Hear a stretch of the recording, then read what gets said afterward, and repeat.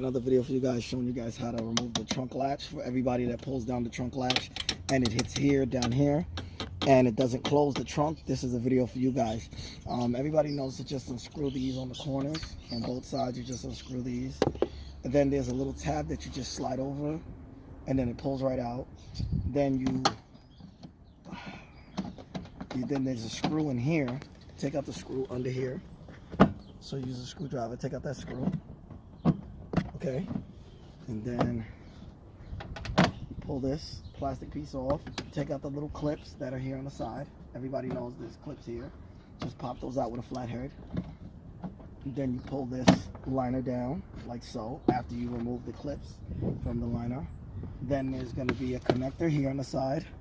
You just press on the tab here on the side and remove the connector. This is the tab here. Then there's going to be two 10mm bolts.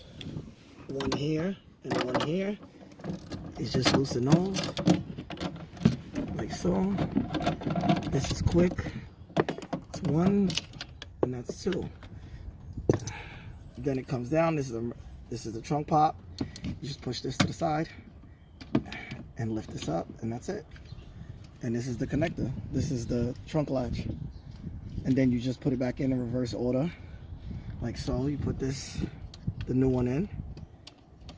Put the bowl in here, push it down, slide that into the groove.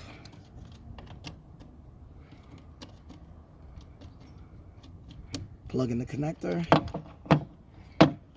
and then just put the two 10mm bolts back in, and that's it. You're good. And just put the liner back, and you're good to go. It's that simple. It's that easy. If you guys have any questions, feel free to ask. Remember to like, share, subscribe, and comment. Peace.